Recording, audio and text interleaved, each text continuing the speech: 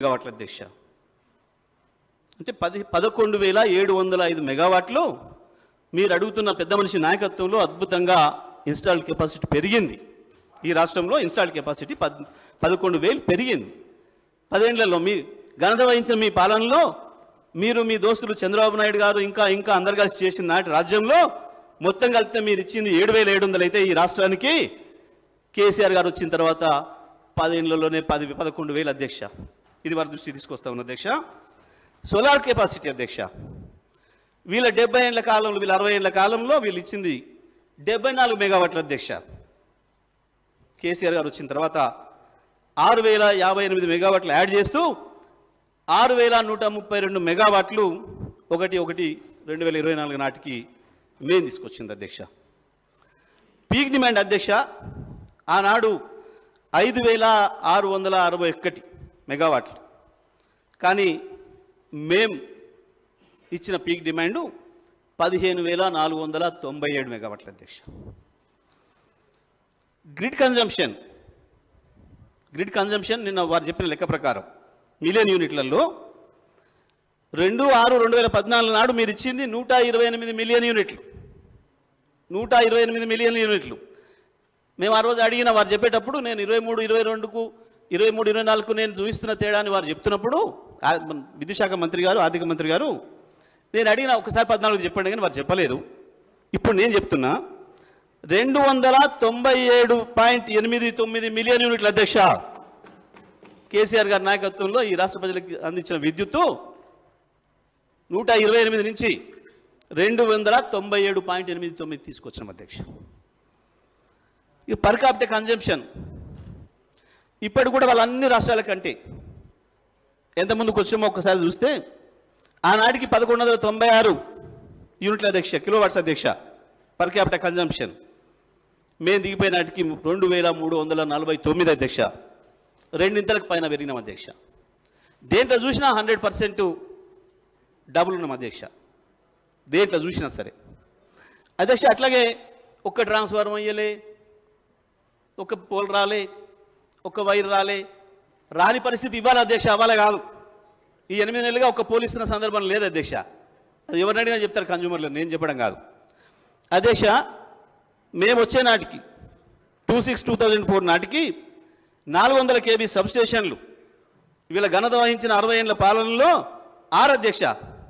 6 మేము వచ్చిన తర్వాత 22 యాడ్ చేసి ఇవాళ 28 400 kV సబ్స్టేషన్లు నిర్మాణం చేసినాం అధ్యక్ష.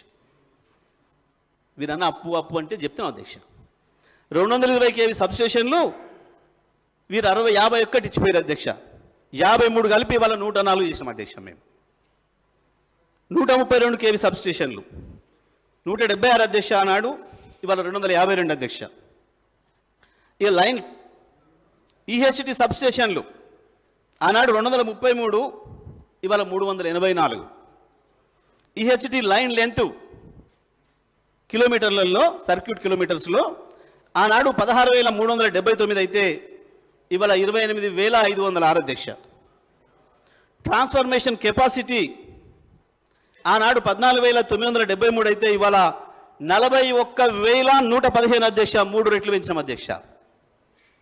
ఈ ట్రాన్స్ఫార్మింగ్ కెపాసిటీ చెప్పాలి, అర్థం కావాలి సభ్యులకు కూడా. కొత్త సభ్యులు ఉన్నారు అధ్యక్ష. ఆనాడు మేము రాగానే మొట్టమొదటి నిర్ణయం కేసీఆర్ గారు విద్యుత్ పైన తీసుకొని ఏ రాష్ట్ర అభివృద్ధికైనా దేశ అభివృద్ధికైనా మానవ అభివృద్ధికి ప్రధానమైంది మొదలు ఇవ్వాల విద్యుత్. కాబట్టి విద్యుత్ రంగంతోనే మిగతా అన్ని రంగాల అభివృద్ధి ఆధారపడి ఉంది. కాబట్టి దానిపైనే దృష్టి పెట్టి వారు మొట్టమొదటిగా సీఎండీని నిర్మాణం చేసి వాళ్ళు నియామకం చేసి పిలిచి అందరినీ మనం ఇప్పుడు ఒకటేసారి రైతాంగానికి కూడా 6 నెలల్లోనే ఒక్క వ్యవసాయ రంగానికి తప్ప మిగతా అన్ని రంగాలకు 24 గంటల విద్యుత్తును అందించారు అధ్యక్ష. నాకు షాక్ ఇచ్చే నాటికి అందరికీ కూడా గృహ వినియోగాలకు కావచ్చు, వాణిజ్య వినియోగానికి కావచ్చు, పారిశ్రామిక వినియోగానికి కావచ్చు 24 గంటల కరెంటు మేము జూలైలో వస్తే జూన్లో వస్తే నవంబర్ నాటికే ఇచ్చారు అధ్యక్ష.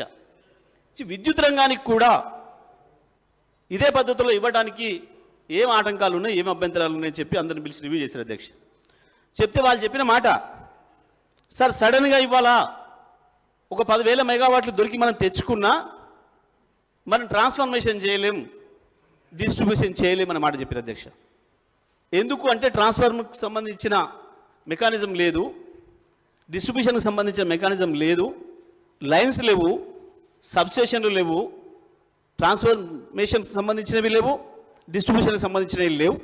అవి నిర్మాణం చేసుకుంటే తప్ప రైతాంగానికి కూడా 24 గంటలు ఇవ్వడం సాధ్యం కాదు అని చెప్పి విద్యుత్ అధికారులందరూ చెప్పిన తర్వాత దానికి సంబంధించిన చర్యలు తీసుకోండి, వెంటనే ఎంత ఖర్చైనా ఏం లేదు, రైతాంగానికి కూడా 24 గంటలు విద్యుత్ అందుబాటులో ఉండాలి, మిగతా అందరు వినియోగదారుల పాటు రైతులు కూడా సమానమే కాబట్టి వాళ్ళకు కూడా 24 గంటలు అందుబాటులో పెట్టాలి, ఎవరు ఇష్టమైనప్పుడు వాళ్ళు పెట్టుకునే పద్ధతుల్లో రైతుకు వెసులుబాటు ఉండాలి అని చెప్పి కేసీఆర్ గారు ఆనాడు ఇచ్చిన ఆదేశాల మేరకు ఇవన్నీ కూడా జరిగినాయి అధ్యక్ష. డిస్కంలకు సంబంధించి 33 వీక్ అప్ స్టేషన్లు అనేవి డిస్కంల పరిధిలో నిర్మాణం చేస్తారు అధ్యక్ష. పైన 130 వరకేమో ట్రాన్స్కో ఆధ్వర్యంలో చేస్తే 3311 నుంచి డిస్కంల ఆధ్వర్యంలో చేస్తారు అధ్యక్ష.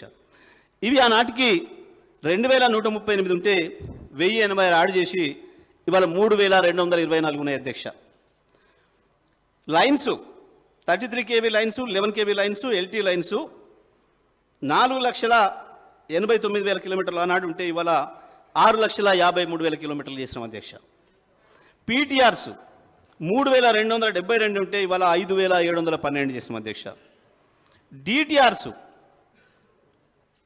డిస్ట్రిబ్యూషన్ ట్రాన్స్ఫార్మర్స్ అధ్యక్ష ఆనాడు 4,67,000 ఉంటే ఇవాళ 8,76,000 డిస్ట్రిబ్యూటరీ ట్రాన్స్ఫార్మర్స్ అధ్యక్ష. మరి తగ్గినాయా పెరిగినాయా, ఏ రకంగా విద్యుత్ వచ్చింది, ఎందుకు వచ్చింది, అప్పులు కొత్తగా ఇవాళ వీళ్ళు వచ్చినాక కనిపెట్టి చెప్పిన అప్పేం లేదు అధ్యక్ష. బట్టి గారు ఇక్కడి నుంచి అడిగితే నేను అక్కడి నుంచి 100 సార్లు చెప్పిన 90,000 కోట్లు పెట్టి మొత్తం డిస్ట్రిబ్యూషన్ అండ్ ట్రాన్స్ఫర్మేషన్ వ్యవస్థల్ని, ట్రాన్స్మిషన్ వ్యవస్థల్ని బలోపేతం చేసినాం, దాని ద్వారానే ఇవ్వగలుగుతున్నాం అనే మాటను అక్కడి నుంచి చాలా సందర్భాలు చెప్పిన వారు కూడా ఇక్కడి నుంచి అడిగారు.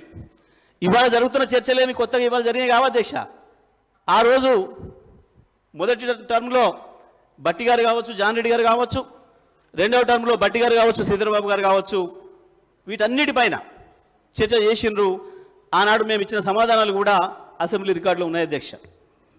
కానీ ఇవాళ మేము ఏందో మాట్లాడి మసిమసి మారకాయ చేస్తామని అనుకుంటే సాధ్యం కాదు, ప్రజల దృష్టిలో ఉన్నాయి అధ్యక్ష. ఇవన్నీ కూడా కన్జ్యూమర్స్కు సంబంధించిన డేటా కూడా అధ్యక్ష. అగ్రికల్చర్ సర్వీసులు ఆనాడు 19 లక్షలు ఉన్నాయి, ఇవాళ 28 లక్షలు అయినాయి అధ్యక్ష. టోటల్ సర్వీసెస్ ఆనాడు 1,11,00,000 ఉంటే ఇవాళ 1,83,00,000 అయినాయి అధ్యక్ష. దీని కొరకే విద్యుత్ సంస్థలు అప్పులు చేసినాయి తప్ప మరి ఎట్లా చేస్తారు అధ్యక్ష? వీరు కూడా కాంట్రాక్టర్లు ఉన్నారు, చాలామంది చాలా ఫైనాన్షియల్ ఇన్స్టిట్యూషన్స్ నిర్వహించే వాళ్ళు ఉన్నారు, మంత్రివర్గంలో కూడా ఉన్నారు అధ్యక్ష. మా చేతికి వచ్చిన నాడే 24,000 కోట్ల అప్పుతో వచ్చింది అధ్యక్ష విద్యుత్ రంగం. మరి తెల్లారి ఈ ట్రాన్స్ఫార్మర్లని పెట్టాలంటే ఏమైనా మంత్రాలు ఇస్తే అయ్యేది ఉండేనా అధ్యక్ష? మంత్రాలతో అభివృద్ధి జరుగుద్దా? మంత్రాలతో లైన్లు నిర్మాణం అవుతాయా? సబ్స్టేషన్లు నిర్మాణం అవుతాయా? జనరేటింగ్ స్టేషన్లు నిర్మాణం అవుతాయా? మరి ఆడికెళ్ళి తెచ్చి కడతారు? తప్పకుండా అప్పే తెచ్చి కట్టాలి, దాన్ని సంపాదించాలి, తీర్చాలి. రాష్ట్రానికి చేసిన అప్పు కావచ్చు, విద్యుత్ సంస్థలు కార్పొరేషన్లు చేసిన అప్పులనే కావచ్చు. ఇది చాలా స్పష్టమైన విషయం. బహిరంగంగా సీఎం గారు స్పష్టంగా చెప్పిండు, అవును అప్పు చేస్తున్నాం ఈ రాష్ట్ర అభివృద్ధి కొరకు, మాకు ఇచ్చిపోయినాడు, అప్పుతోనే ఇచ్చిపోయినారు, మేము ఇట్లా ప్రింట్ చేసేది ఉండేనా? మరి పైసలు ప్రింట్ చేసి చేస్తాయి ఏమన్నా ప్రభుత్వాలు, రాష్ట్ర ప్రభుత్వాలు? కేంద్రం ఎప్పుడైనా చేస్తుండొచ్చు, ఆర్థిక పరిస్థితుల్ని చక్కదిద్దడానికి ఏదైనా మాన్యం వచ్చినప్పుడు ఏదైనా ప్రింట్ చేస్తే చేసి ఉండొచ్చు అదనంగా, కానీ ఆ అధికారం మనకు లేదు కదా. రాష్ట్రాలకి అప్పు తెచ్చుకోవడం తప్ప మార్గం లేదు కదా. ఇంత స్పష్టంగా ఉన్న విషయాన్ని కొత్తగా వీళ్ళు ఇప్పుడు కనిపెట్టినట్టు, ఆడేదో జరిగిపోతే వీళ్ళు దొరకబట్టినట్టు, కలుగు నుంచి బయటికి తెచ్చినట్టు ఎందుకు ప్రజలు భ్రమింపజేసే ప్రయత్నం చేస్తున్నారు? ఇది అధ్యక్ష దీనికి సంబంధించిన అభివృద్ధి సంబంధించింది. ఆ పెద్ద మనిషి ఏం చేసిండు, ఆ పెద్ద మనిషి కావాలని అవసరం లేదు అధ్యక్ష. వీళ్ళకి నిన్ననే చెప్పారు మా నాయకులు, మేమే ఎక్కువ ఇలా చెప్పడానికి. ఇక వీరు సబ్ క్రిటికల్ గురించి మాట్లాడినరు. సబ్ క్రిటికల్ గురించి అధ్యక్ష, సరే తెలియకపోతే తెలుసుకొని మాట్లాడితే తప్పలేదు అధ్యక్ష. ఎవరికైనా తెలియవు అన్ని విషయాలు, పుట్టగానే అన్ని విషయాలు ఎవరికైనా తెలియదు, ఒకటి తీసుకుంటుంటే తెలుస్తాయి. ఇప్పటికి సబ్ క్రిటికల్ సూపర్ క్రిటికల్ మీద 100 సార్లు చెప్పినాం, అయినా అర్థం కాకనో ప్రజలు పగదారి పట్టించాలనే ఉద్దేశంతోనే మళ్ళీ దాన్ని చర్చలు ఇస్తున్నారు అధ్యక్ష. ఇవాళ కేంద్ర ప్రభుత్వం ఇచ్చిన మెమోతోని సూపర్ క్రిటికల్ ప్లాంట్లు కూడా సోలార్ విద్యుత్ ఉత్పత్తి అయ్యేటప్పుడు 50%కు తగ్గించుకోవాలి ఉత్పత్తిని అని చెప్పి ఇచ్చిన మెమో ఏదైతుందో కేంద్ర ప్రభుత్వం, దాంతో ఇవాళ సూపర్ క్రిటికల్ కూడా సబ్ క్రిటికల్ అయిపోయింది అధ్యక్ష మొత్తం భారతదేశంలో. దీని విషయంలో ప్రజలకు పోవాలి సమాచారం. సబ్ క్రిటికల్లో కొద్దిగా బొగ్గు ఎక్కువ కాలుతుందని, సూపర్ క్రిటికల్లో తక్కువ కాలుతుందని, దాంతో పొల్యూషన్ తగ్గుతుందని లేదా పెరుగుతుందని ఈ టెక్నాలజీ వచ్చింది అధ్యక్ష. సూపర్ క్రిటికల్ ద్వారా కొంత తగ్గుతుంది. అప్పటి వరకు ప్రపంచంలో మొత్తం 2014 ముందు మొత్తం ప్రపంచం సబ్ క్రిటికలే. ఈ 800 మెగావాట్ల పైన ఉత్పత్తి చేసే పరిస్థితి వచ్చిన టెక్నాలజీని తయారు చేసిన తర్వాత దీనికి సూపర్ క్రిటికల్ అని పేరు పెట్టారు, దానికి సబ్ క్రిటికల్ పేరు పెట్టారు. అవాళ మన రాష్ట్రంలో కావచ్చు, భారతదేశంలో కావచ్చు, ఎన్టీపీసీ ఆధ్వర్యంలో నడుస్తున్నాయి కావచ్చు, ఏ ప్రభుత్వ రంగ సంస్థల ఆధ్వర్యంలో జరిగినాయైనా నిర్మాణం అయినాయన్న అన్నీ కూడా సబ్ క్రిటికల్ టెక్నాలజీ అధ్యక్ష. మనం వచ్చే నాటికి ఉన్న కరెంటు ఇబ్బందుల్లో మనకి ఇబ్బందులు ఉండగా, ఇంతకుముందు వారు చెప్పారు జనాభా తక్కువ ఎక్కువ ఇచ్చిండ్రు రేపు ప్రమాదం వస్తుందని. కాదు అధ్యక్ష, ఆ రోజు యూటిలైజేషన్ ఎంత ఉందో చూసి దాని ప్రకారం ఇచ్చిండ్రు. తెలంగాణ ప్రాంతంలో ఎంత యూటిలైజ్ అవుతుంది కరెంటు, అక్కడ ఎంత అవుతుందని చూసి దాని ప్రకారం కేంద్రం చట్టంలో పెట్టింది అధ్యక్ష. దాని ప్రకారం కూడా వీళ్ళ దోస్తు చంద్రబాబు నాయుడు గారు ఇవ్వలే మనకు, మొత్తం కేవలం కుట్రపూరితంగా సీలేరు ప్రాజెక్టు కొట్టేయడానికి 7 మండలాలు తీసుకున్నాడు అధ్యక్ష. ఆయన ముంపు కొరకే తీసుకుంటానని అనుకుంటే అంత అవసరం లేదు అధ్యక్ష. కేవలం సీలేరు కొట్టేయడం కూడా తీసుకున్నాడు ఆనాడు మేము అది కూడా చెప్పినాం. అంతేకాదు మనకు ఇవ్వాల్సిన షేరు ఆ రాష్ట్రం నుంచి ఇవ్వకపోగా మనం ప్రైవేట్ వాళ్ళ దగ్గర కొనుక్కుందామని ప్రయత్నం చేసినా వాళ్ళని కూడా పిలిచి భయపెట్టించే పనిచేసినారు ఆనాడు. అటువంటి పరిస్థితులలో డిమాండ్ పెరుగుతుంది బాగా, ఎంత వీలైతే అంత తొందరగా మనం దాన్ని చేరుకోవాలి డిమాండ్ తగ్గట్టుగా అని చెప్పి ఆ రోజు BHEL అధ్యక్ష, ఇప్పుడు కూడా మేము చెప్తున్నాం, BHEL ప్రభుత్వ రంగ సంస్థ, కేంద్ర ప్రభుత్వ రంగ సంస్థ, మన రాష్ట్ర ప్రభుత్వ రంగ సంస్థలు ట్రాన్స్కో జెన్కో. ఒక ప్రభుత్వ రంగ సంస్థకు ఇంకో ప్రభుత్వ రంగ సంస్థకు మధ్యన ఒప్పందాలు జరిగితే అందులో ఏందో మతలం ఉంది అని చెప్పేది అమాయకత్వమా, తెలివి తక్కువతనమా, లేదా మోసం చేయడానిక, ప్రజలు మోసగించడానిక? ఏముంటుంది దీంట్లో? ప్రభుత్వానికి ఏ రకంగా ఇంట్లో పొరపాటు చేయడానికి అవకాశం ఉంటుంది? BHEL నుంచి డబ్బులు తీసి లంచాలు ఇస్తారా అధ్యక్ష?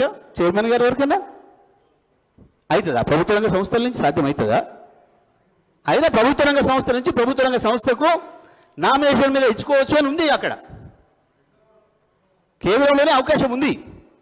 గతంలో 100,000 జరిగినాయి అధ్యక్ష. ఇక్కడ ఈ సందర్భంగా ఇంకోటి గుర్తు చేయాలి. సేమ్ టైంలో ఇక్కడ తెలంగాణలో మనం BHELకి ఇచ్చినాడే ఆంధ్రప్రదేశ్లో కూడా 2 పవర్ ప్లాంట్ల నిర్మాణం చేయడానికి పూనుకున్నారు. ఒకటి విజయవాడ దగ్గర, ఇంకొకటి కృష్ణపట్నంలో. విజయవాడ దగ్గర 800 మెగావాట్లు ఏదైతే వాళ్ళు నిర్మాణం చేయదలుచుకున్నారో ఆ ప్లాంటు